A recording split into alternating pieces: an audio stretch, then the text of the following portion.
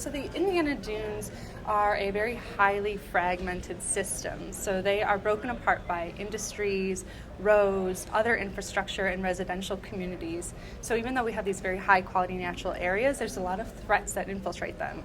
One of our main threats is invasive species that are coming in. Biodiversity is huge in the Indiana Dunes, and invasive species are threatening to really rob us of that biodiversity that makes us exceptional. We of course have other things like pollution. We are against a lot of industries, things like agricultural runoff. We have issues with septic system maintenance and the impacts of not well-maintained septic systems getting into our waterways and into the dune system then. So we are at no loss for threats at all, whether it is the larger scale ones like climate change, which is impacting all of us, or our very unique ones. And so we're here at the Great Lakes Conference because we are on Lake Michigan, of course, and it is a huge part of our environmental, economic, and quality of life identity. And we are constantly fighting for policies to protect it. The Great Lakes Restoration Initiative has funded some of the most important projects in the Indiana Dunes. It's been crucial for restoring our rare and high quality habitats. Right now, we're feeling like the largest threat is invasive species to our area because of how high quality and biodiverse it is. It's really our claim to fame. It's a small park, but it's a biological gem.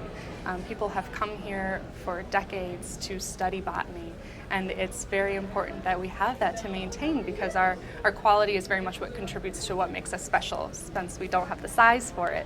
So these invasive species that threaten to rob us of that very much part of our identity is really what we're concerned about right now, and it feels like something that we can be active with. So we're working hard on that on all fronts, whether it's outreach because we're dealing with people planting invasive species in their backyards right next to the National Lakeshore, or if it's talking about management practices. We're really trying to work on it on all levels. A lot of people think of the Indiana Dunes as the beach. When they say they're going to the dunes, they go to the beach and they think that's the extent. And something that we have to message to not only visitors but our own residents is that there's several habitats south of the beach. And some of these habitats are really what's exceptional. They're incredibly rare. An oak savanna habitat is a habitat that's just south of the dune habitat, and there's less than 0.02% remaining in the Midwest. And the Midwest is a region that used to have an abundance of this habitat. So invasive species come in and they threaten this habitat. When we don't have the funding for fire management, these habitats become overgrown and they lose their entire structure. So we have these rare habitats, and we like to say we have some of the best of the last, and it's very much so important to protect them while they're here, because it's a lot harder to bring something back than it is to maintain something. So these storms that have been coming in, particularly the storm on Halloween last year, really knocked out entire pieces of our shoreline and created this huge shoreline erosion problem. So that's bad for the ecosystem first because we lost a lot of habitat, we lost a lot of dune and fore-dune habitat, but it's also bad for our visitors and our residents of Northwest Indiana because they're losing access to beaches, and it's of course harming tourism. It's limiting people's ability to get to some of their favorite spots. Mount Waldy is one of these examples. Central Beach in Northwest Indiana, we have these beaches that people want to access, and the beach is completely gone. So it really can impact an entire shoreline when one of these huge storms come through and just kind of destroy the beach.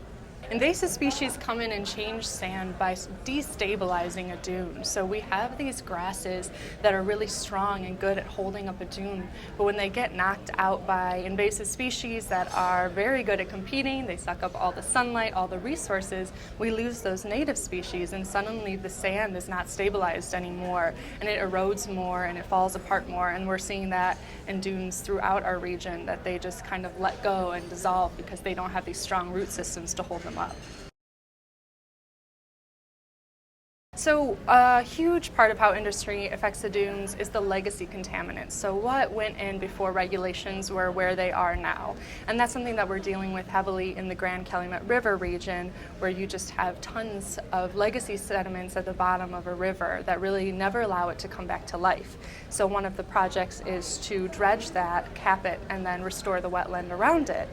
But aside from that, a lot of our industries have done pretty good jobs at trying to be up to speed on what they can do. We work with a couple of them heavily on how they can control invasive species spread.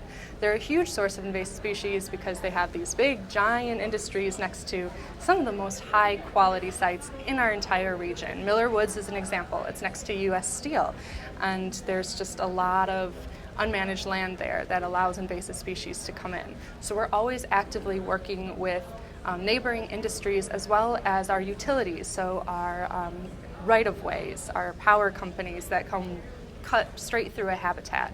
If they can help us manage the invasive species on those 100-foot right-of-ways, they can really play a huge role in reducing the spread of invasive species. So the economic loss is that we have over 3 million visitors every year to the Indiana Dunes National Lakeshore and the Indiana Dunes State Park. So they come for the day, they recreate, they go to our restaurants, they stay in hotels, they stay at the campgrounds. They become a huge part of our economic industry here in Northwest Indiana, and losing 2 of our beaches is a huge deal for that. One part of what we're working on right now is an ecosystem plan, so an Indiana Dunes strategic plan to really prepare ourselves for what could come next. So we talk a lot about how we are looking at species that we lost or we're losing, we're trying to get them back, that sometimes we get too distracted and we forget that these species that we take for granted might be the next ones that are gone, and how important management is for that, and how important adaptive planning and adaptive management is for that. So that's really something that we're working on with this plan, is to work with partners and seeing what will climate change do to our region. Can we prepare ourselves? Is resiliency an option? How can we make these adaptation strategies so that we're better suited to handle things that come our way, instead of looking at what we've lost and saying, what can we do about that, to make sure we're really taking care of what we have. One thing that definitely affects them is the proximity, even recreationally speaking. A lot of people think that they need to take a road trip halfway across the country to access high quality, exciting natural areas. We have really incredible recreational opportunities. We have trails that will take you through 5 to 7 habitats in one 3-mile stretch. It's really an exceptional and unique experience a lot of people don't know about. So one thing is that you're 3 hours away from an outdoor experience where you thought maybe you had to drive 12 for that. So that's definitely a big component of that. And we also have a big impact because of our impact on the Great Lakes. We only have 45 miles of shoreline, but we have a great impact because of our many land uses. So we have all this industry, we have a lot of agriculture, we have a lot of things running through our waterways into the Great Lakes. So obviously all of our Great Lakes states feel the impact of what we do, and vice versa, of course, but it's important for us to be leaders in Indiana in Great Lakes advocacy and protection, because our small shoreline does have a large impact.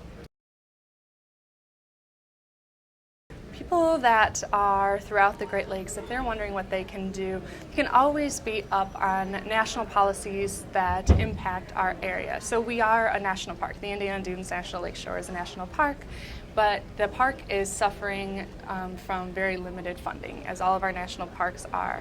So whenever you see an opportunity to write a letter or comment on something to either maintain or boost the National Park Service budget, it's always huge. We see how little these guys have to work with to manage 15,000 acres, and we know how important it is that they have people on the ground doing that, and sometimes they just don't. So that's always a huge one, just paying attention to policy and just being excited about it. A lot of people forget that Indiana is a Great Lakes state, so remembering that we are one and we have really cool habitats, and just coming out to see us so that you know what we're fighting for. There's a lot of different shrubs that are very much so the issue for us, that people tend to buy and think that they look pretty, or something like an oriental bittersweet. People really like the berries. They think it's kind of a pretty looking Christmassy plant sometimes, and it's really detrimental. And so one thing that we're working on is a residential guide for our near shore communities. So we have these handful of dunes communities embedded within the National Lakeshore. And so we're creating a guide for them to say, here are 10 to 13 very problematic species that are common to just pick up at the store. Here's what they do to the system. And here are the native species that look just like them or better, and to replace them. And then kind of give them some diagrams for planting. I know a lot of people feel lost with how to plant their own native garden. Provide them with those resources, as well as some other ones to just talk about aesthetics and how to maintain. So that's one project we're really excited for, just to hook people in, because once people hear about it, they actually really love the thought of keeping an ecosystem in their backyard going. It becomes such a hobby, so we're trying to connect people to that.